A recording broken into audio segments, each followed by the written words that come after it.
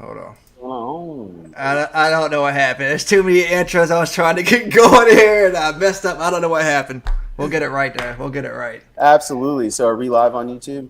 We are live on YouTube. Somebody comment and let us know you are here.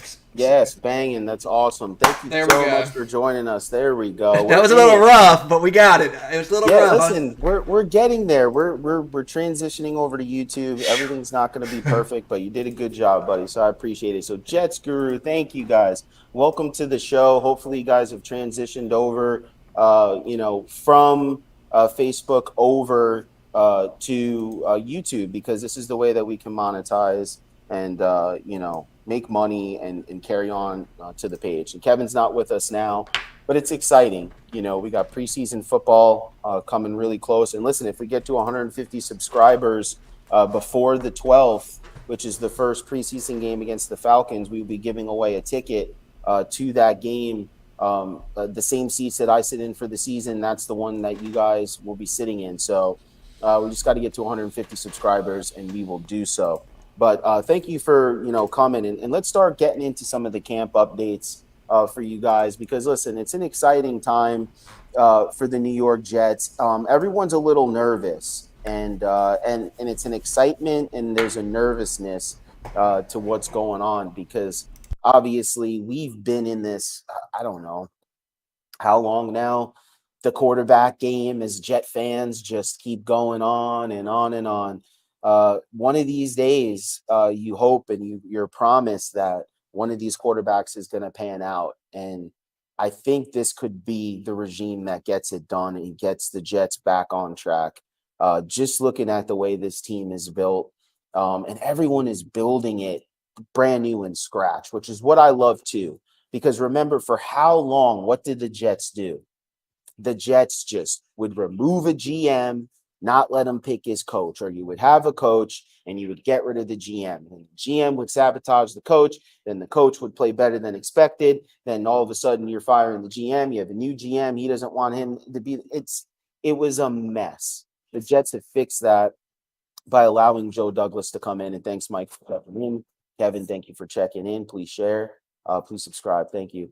And listen, it was a worrisome time, but I think that they handled everything the way you're supposed to as an organization.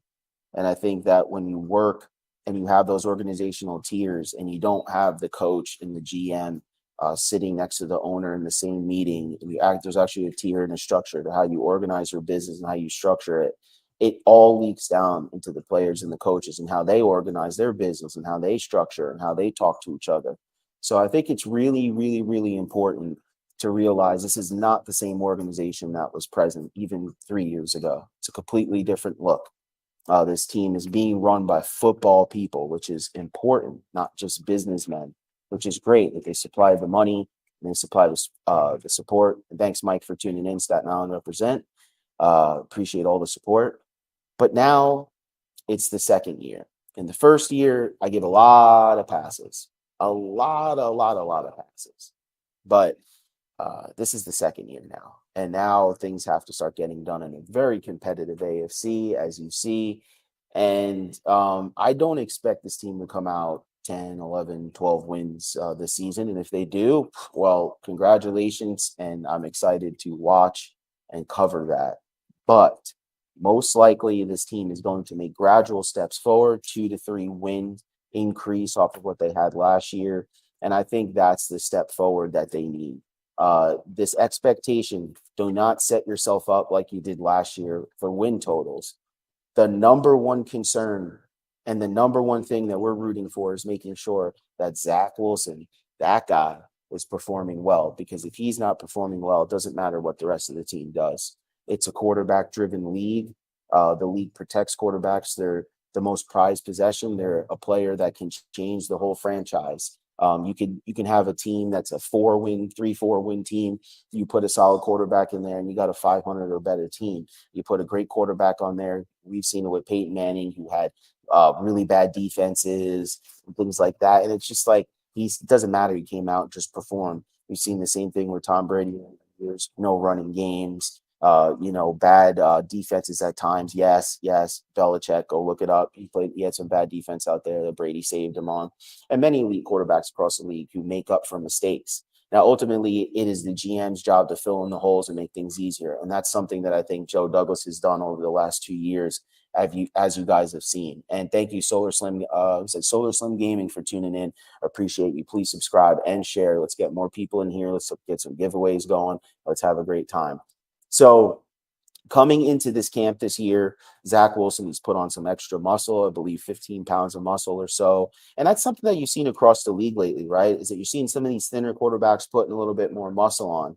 And I know some guys are like, well, you lose a little bit of athleticism. Not necessarily, man. These guys, this isn't adding 20 pounds of dead weight. This is 20 pounds of muscle, activated muscle. And so I think this is going to do nothing but make Zach Wilson throw the ball harder. Because if his core and his legs, which is, you could dramatically see the change in his muscular legs going into this camp, that's just going to make your base stronger. You don't throw from your arm. Guys that throw properly, which Zach Wilson throws properly. Now, you may see him do really exaggerated passes and look electric out there, throwing off 1 foot and all that kind of stuff. Yeah, that's him playing around. But when you watch this kid running drills, he's been playing quarterback for a long time. His family, they're a football family. They really put these kids through the programs, the different things that they needed. This guy is well-trained and well-coached, and his mechanics are good. So when he plants and he throws that football, you're talking about a kid who his arm's going to get stronger. He hasn't even put on his grown man like weight yet. He's not 24, 25, 26 years old where his body's getting a little more mature. This kid is only going to get stronger. And so what they have to do, and I think what the most important thing and what they have to do is to make sure 100%. And I'm being serious about this. They have to make sure 100% that they protect this kid. They went out by getting CJ, Conklin, tight end, Tomlinson on the line. They shifted Becton to the right. This line should be really good. They get Breece Hall, running back, in combination with Carter. They went out. They got Davis. They're out here. They got Garrett Wilson. They got Elijah Moore. They bring back Berrios to shore up their special teams and give him a gadget swing player. They're doing a lot of things that I think you just really have to be excited about. And Lou, thank you for joining us. Really appreciate it. Thanks for the subscribe. Please share and tell your friends about us. And I hope you guys could see us, because someone said lost connection, but it seems like we're good to go and live on my end. Everything looks good. Might need to refresh. But so going into it, the expectations are much higher and the excuses are going to be a little bit less, barring injury. Obviously when your pieces are completely removed from you, it's hard to perform in the same fashion that you would if you had a full team. So I think moving forward, health is the number one concern for this team. 2, it's protecting Zach Wilson, which I think they've done with the weapons that they brought in. I think they've maximized about all you can do with what they had and what they were able to do. As a team, you couldn't ask for, I guess, 2 better off seasons, including the draft, the players that were brought in, just the vibe of the team and everything like that. So you got to really, really love that. And I do. Now, getting into what they've been doing recently, Quinnen Williams, this guy is a beast. Quinnen Williams is a guy who's under the radar, and a lot of it doesn't have to do much about him. I'm happy that Carl Lawson is back, and the Jets have kind of revamped this defensive line. It's going to be a healthy rotation, and this should benefit Quinnen Williams, because the stats that you see with Quinnen Williams, those types of like grunt stats that you don't see because he's double teamed a large percentage of the time. And everyone's like, well, look at Aaron Donald. He's double teamed. And Aaron Donald could arguably be considered the greatest defensive tackle of all time, or getting there. Quinnen Williams is not at that position of alignment to make those claims yet. And he may never be, but he's better than his numbers indicate, because he has to deal, unfortunately, with the double teams that no one else is seeing. So I think keeping Carl Lawson healthy and having him ready to go this season with the rotation that we have, I really think is going to be good for him, because if those guys start to pop off, then you're going to have to lean those double teams or play elsewhere or play straight up, which is what you want for a guy like Quinnen Williams. And then you could start seeing those sack totals go up where he's having 5 to 7 sacks a season at his position and really start to make some noise. But if not, unfortunately, what you're going to see is Quinnen get double teamed again, eliminate the best player on the line. You can handle the rest of the guys straight up, and his impact on the game is going to be minimal as far as the flash and the pop on the screen. I think Quinnen will make his mark as a player no matter what. It's just I really feel like he could be an all-star player for your team. You just have to have the guys around him do and play their roles, and part of that is being healthy. So we really got to hope that the rest of this way out, nothing serious, just knock on wood, and I'm actually knocking on a solid wood table here, so I'm happy about that. But that's still some of the things that you have to look at. Garrett Wilson, the new receiver from Ohio State, you're going to have to be excited about this guy. You really have to. I mean, honestly, for me, I'm excited about the whole thing, the whole entire group. Like, I haven't been this excited about individual Jet groupings in a long time. You know what I'm saying? I mean, you could fall in love with anybody on this team. I mean, Garrett Wilson, Elijah Moore. If you like a veteran, listen, I know Davis had some tough catches last year, okay, where he dropped them and he was injured a lot. But he also had some good play, and he's a really good run blocker. He's a veteran that they're going to lean on, and I really think he's going to have a nice bounce back year. You even hear guys like you have Denzel Mims, dude. I mean, oh my gosh, dude. We've come a long way from him being the number one option on the team, basically. We were looking forward to. I mean, you're talking about a total transition of a football team. You're talking about a roster stacked with offensive weapons. And I'm not afraid to say it. I mean, this offensive grouping is talented. And we're not even talking about the range of backs that the Jets have. From Ty Johnson to Breece Hall to Carter, all these guys do different things. Coleman even is on the roster. The Jets are going to be able to deploy. This is going to allow LaFleur in his second year to really have a full look at his playbook, man, and really be able to call any play that he wants to. And that's important for a young football team to be able to expand moving on to the next season, into the third year where you're going to be a veteran, and the Jets are going to be expected to compete for that division against the Buffalo Bills in that third year. Don't laugh at me. That's a serious claim. If you're putting a new regime, new quarterback, new things in place, okay, and you're not competing for the division by the third year, then you're not doing things right, because you're going to have to commit to this guy after his fourth year for the fifth season, and then all of a sudden you have to start paying big money, and then we know where that goes, guys.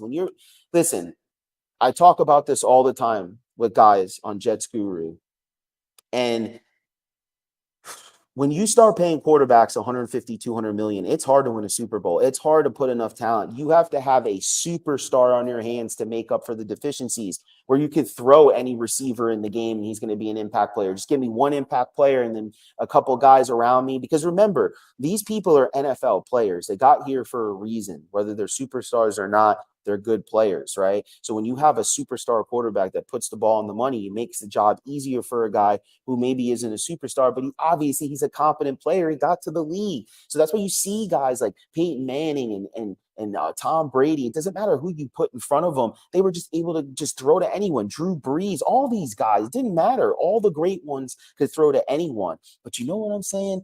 I think we have really good receivers on our team. I mean, Garrett Wilson and Elijah Moore could be a 1 and a 2, I believe, on a lot of teams in the league, okay? And that's without Davis, and that's without Braxton Berrios, like we're saying, without CJ, without Conklin, without the complimentary back. So, I mean, listen,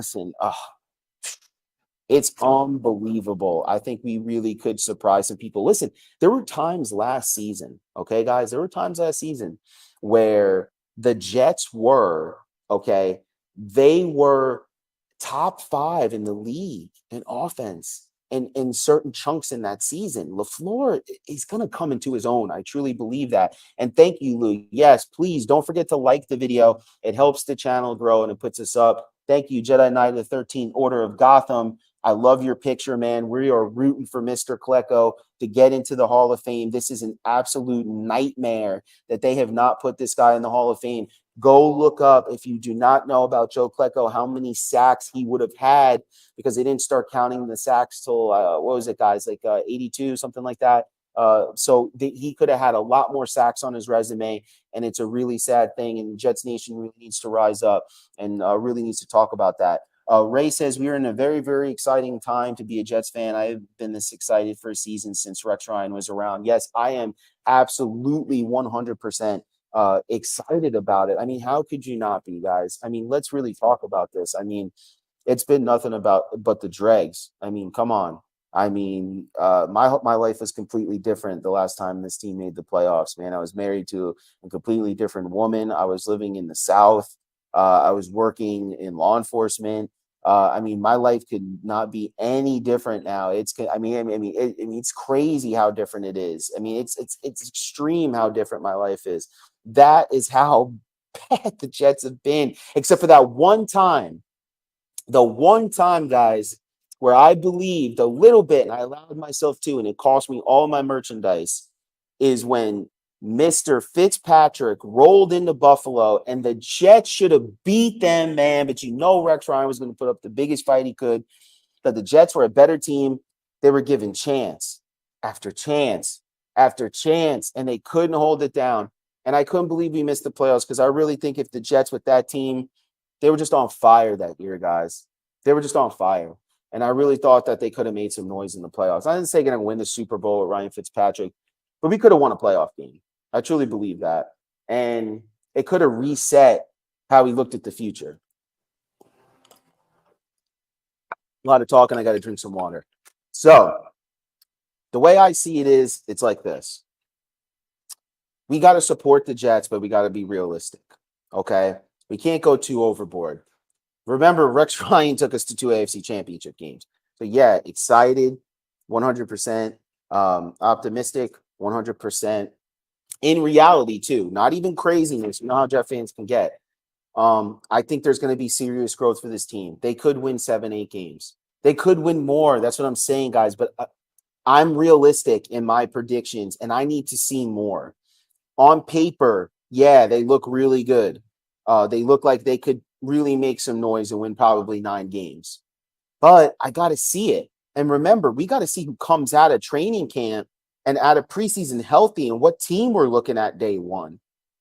What team we're actually looking at day one. Remember, we had Mosley when he first got here. Remember that first game against Buffalo, the impact that he had, right? That first home game. And then he was gone the rest of the year. It was like, here goes Mosley, exactly why we signed him, and he was gone. And it changed the course of the season and how that defense rolled. And Buffalo wound up coming back and winning that game when we had a lead. It just set the wrong tone.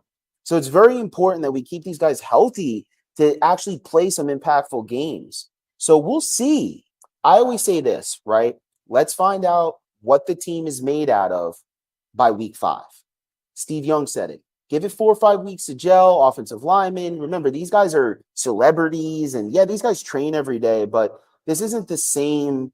And they're shortening the length of the actual physical game that they're playing. Not allowed to hit each other, not allowed to do this, not allowed to do that. Less preseason games, less this, all that stuff adds up into less football. And so it's going to take a couple weeks to maybe get going. A lot of new pieces on this team as well. But by week 4 or 5, we should know who the Jets are moving forward, excluding any type of major injury that obviously kind of resets the win-loss total, right? But we're looking also at a whole rebuild coming out of camp here. Whitehead and LaMarcus Joyner together. This is the first season they're going to be playing together. And from all indications, these guys seem like they're getting to know each other pretty well. Whitehead had probably the best season of his career last year in Tampa. I was really excited and really surprised that the Jets brought him over. I knew the Jets were going to be looking for a safety to replace May.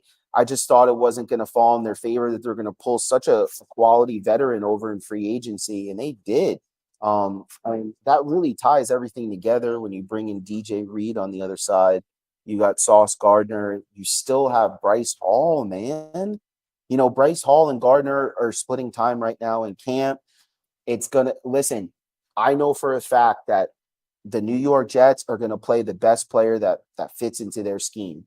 That's what the Jets are going to do, 100%. because Mekhi Becton was a high draft pick, drafted, mind you, by this organization, 3 years ago? Okay. And they had no problems moving him to the right for George Fant because that's what fits better for their organization. And so I'm just really excited that the competitions are going to be real and they're not going to be driven by money. They're going to be driven by football. And so if Hall is the guy to start the season and Gardner's a rookie, then so be it. We'll see what happens. But having a guy like Hall coming off the bench in relief is a really good thing for this team. So I'm really, really excited to see what happens with that. Again, Garrett Wilson, he's been making plays all over the field, especially, run after the catch. Very dynamic. I mean, the Jets can have a really fast, dynamic, imagine like just if spreading it out, like for a play or whatever, to here and there, just spreading it out. And you have Berrios, you have Wilson, and you have Elijah Moore on the field at the same time. Yeah, they're smaller guys, but these are quick guys that run routes well and are good after the catch. You can really throw teams off in what you're able to do. The Jets have very athletic, tough receivers, and I'm really excited to see what happens this season. And right away, Garrett Wilson is making his presence known. And that's exciting, man. The Jets I can't believe they got him, and they just really filled out this roster like this. I mean, we got to see how it plays out, but on paper, just very, very excited. Moving on to the field goal kickers. Listen, man, this is one that hurts, okay? Because when you look at how this team has been set up for years and years and years, right? Just no special teams, no field goal kicking to really care about. The Jets have won some really exciting games with kicks with Jay Feely, John Hall, and stuff in my day, but they've also been burnt by some bad kicks in the playoffs. And, the one against the Steelers where we had an opportunity, I think it was Big Ben's rookie year. That was a really good Jets team. If I'm not mistaken, you guys can correct me, I think that was the year that we blew out the Colts, if I'm not mistaken. He was in the first round, the last game of the season, but we were hot. And, that was Big Ben's first year. And then I think either him or Jerome Bettis fumbled. And then we marched down the field, set up for the game winner, missed again. It was that Brown, I think it was. Oh, my gosh, please. It's just the name. Woo! And I'm just tired of watching sloppy special teams when it comes to field goal kicking.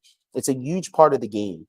The points add up, and it puts pressure on the other team to have to score because, you come down, let's say you score, it's 7-0, right? And then you come down, you kick a field goal, it's 10-0. Now this team has to have 2 possessions just to tie. You miss a field goal, they come down and score. It's a tie game. It's anyone's ball game now. It seems like 3-point, but if the Jets don't miss just one, they miss field goal kicks in bunches. And so I think that having a guy like Zuerlein, and listen, Pinheiro, he filled in and he came in without a full training camp with the Jets and really came out and kicked pretty decent for them, better than anyone had in recent memory.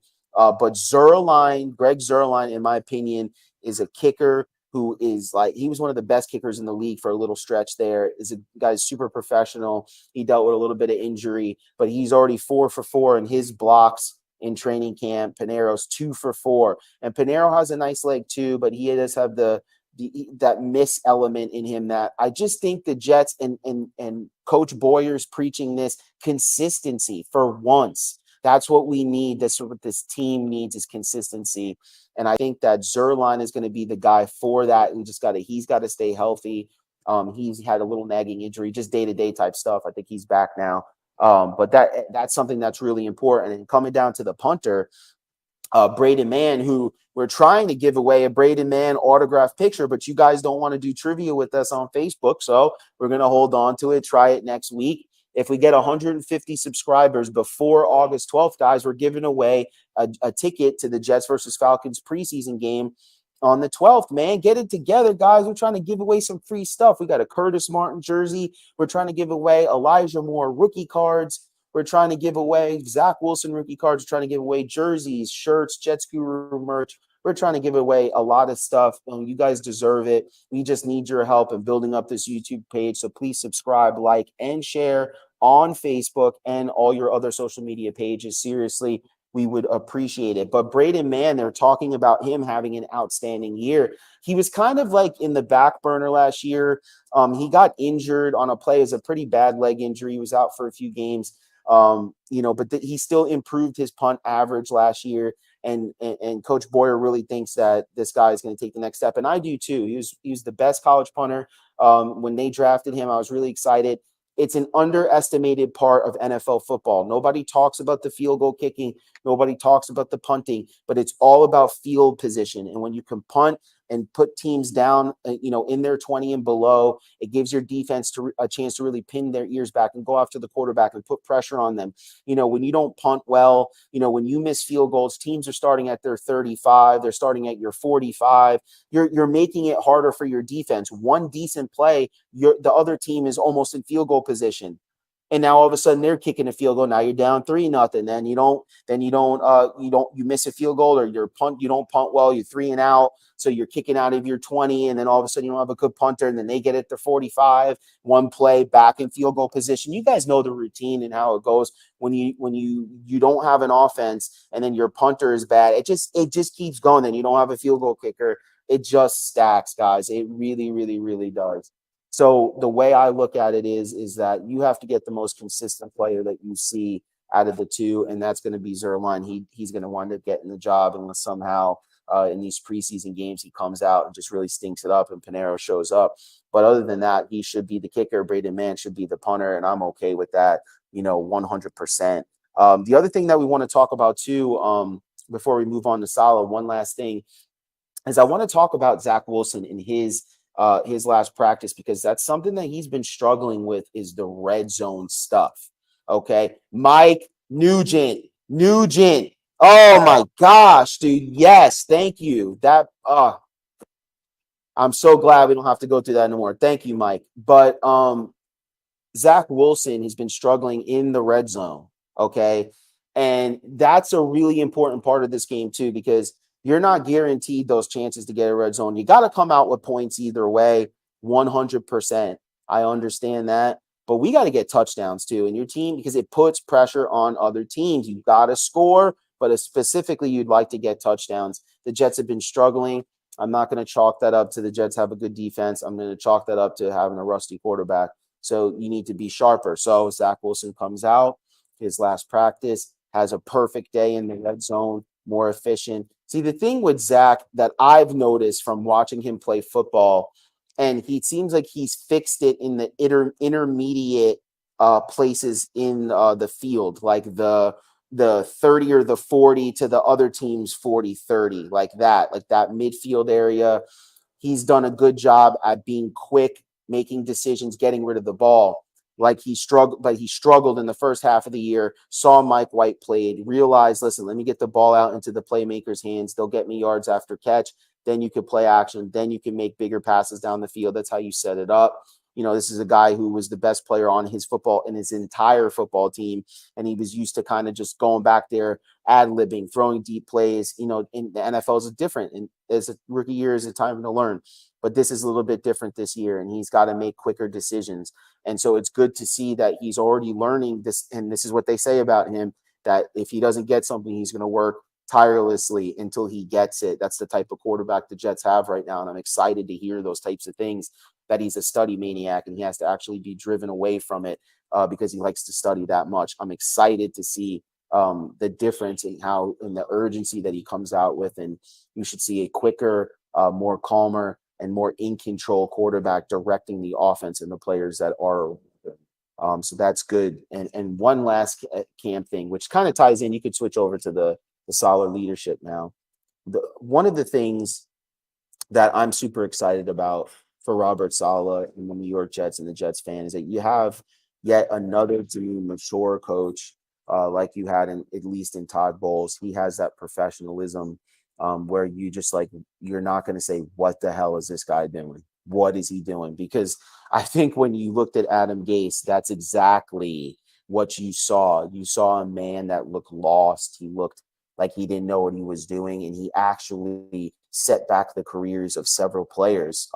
Robbie Anderson was able to escape the clutches of Adam Gase and he was able to have a really good and productive year in Carolina, ultimately playing with, other quarterbacks who aren't great, but he was still able to put together a big year outside the Jets. But for Sam Darnold, unfortunately, that was not the coach for him. I don't know what the Jets were thinking. Obviously, we know that wasn't a Mac hire, that was an ownership hire, and that one shred of football knowledge seemed like was given into that hire, and it set the team back. Gratefully, it seems like we've repaired this roster quicker than I could have ever expected, considering the history of our team the last 10 years, that they were able to turn this around, at least the way the roster looks and is poised to go out and do things. So I'm super excited. And Coach Saleh is really in a unique position because this team is so young. And I mean, I can't stress it enough. It is so young. And they're building everything from the ground up. So they have the power. There isn't a structure that they have to live up to. They are building this together. And not saying it's like a college environment, because it's not. They're professionals and there are veterans on the team. But there is something to his type of style of coaching that I think is going to work perfectly because of the circumstances that were set up where everyone is growing together. And one of the things that Robert Saleh did that I was super excited to hear about is that the team came out a bit sluggish. You know what I'm saying? Like coming out of the half for their halftime. And he stopped practice in its entirety and told them, spoke to them and said, listen, guys, like, you guys are professionals and we just don't have time for this. Like, there is no time that we have that we can waste here. And it's so true. Like, you look at it, there's like 2 less preseason games, and they're less time hitting in their pads, and there's just more to digest, in the books with the packages. And it's like, you can't come out sluggish if you want this. And he knows, he's been on teams that have went on to do really big things in the NFL and played in some serious implications, some serious games. They know what it takes because they've seen the process from training camp to the Super Bowl, to these playoff games and these high playoff games. And so they're trying to implement that and instill that into these young guys like, hey, listen, we can't come out like this. And you can't come out like this in this AFC, in this conference. You could be a 10-win team in the AFC and still miss the playoffs this year. You could be, and I'm not saying this is going to happen, but you could potentially have an 11-win team not make the playoffs. I know that sounds strange, but it all depends on how these teams match up in the schedules and how much the AFC beats up on the NFC when they match up with their games, And so it's one of those things where, I don't know. I'm looking at this and I'm saying, this is it. This is the time. I really believe it. I'm not going to come out here and say they're going to win 12 games, but I'm loving what I'm seeing. Becton's coming into shape. Vera Tucker's come out and said that they're going to be ready on that right side. Bam, I'm ready to go. Tomlinson, Fant on the other side. McGovern, you better step up or he's gone. They're going to have a brand new center next year. Just serious time and care was put into getting guys that fit what they're trying to do. And I'm just super excited that not only, and yeah, we let Myers go to see chickens as well. Should have kept him. Listen, Jedi, I know. I mean, it's been a while. But listen, with the way Joe is running this team, he's gonna fix it. If kicker doesn't get fixed with Zerline, he'll go out and get someone. Okay. And so I'm really excited. And, so like Lou said, guys, go ahead, like this video, man. Don't cost you nothing. Little thumb up in the corner, hit the like button, hit the share button, and please come out and listen to us and share and participate. And we're going to see how many subscribers we have now. And then again, we have those tickets to give away to you guys. Just need you to share and subscribe and like this thing. And we're going to choose one. Hey, Daniel. What's up? I just checked and we just reached 100. We're at 100 right now. Okay, so we're at 100. So we need 50 more subscribers and we can give those tickets away. We have from now until the 12th. I can transfer them over to anybody, up until the 12th. But we need your help and subscribers. So please share this on Facebook with your friends. I'll be sharing this when I get off. the podcast, and we really appreciate your support. We're going to be doing some really great stuff. Again, we're going to be doing giveaways. We're going to be going live at the stadium. We're going to be showing you the tailgate experience this year. We're going to be having our post game and our pregame. We have our action on Twitter that we're going to be doing. We got our Facebook page that we're going to still be writing articles and doing some different things like that. So, we're going to be doing some great things and taking you guys out to the stadium this year. And the more we can get this train rolling and we get these subscribers going, we can give away some free merch. We can just really have fun with it this year, really get back to having fun being Jet fans and supporting real fans. I'm not supported by any major companies or anything like that. I do this on my own with JR, with Kevin. We try to put together a nice show for you guys. And so you guys have some, some real good fan content to watch. And so I'm really, really excited to be presenting this YouTube page to you guys. Shout out to JR with the great graphics in the intros. And like he said, we're going to just be getting crisper and better the more that we do this each and every week. Freddie, what up, man? Each and every week, we're going to be doing a pre-show for about 10 minutes on Facebook to just wake you guys up, let you know that we're live.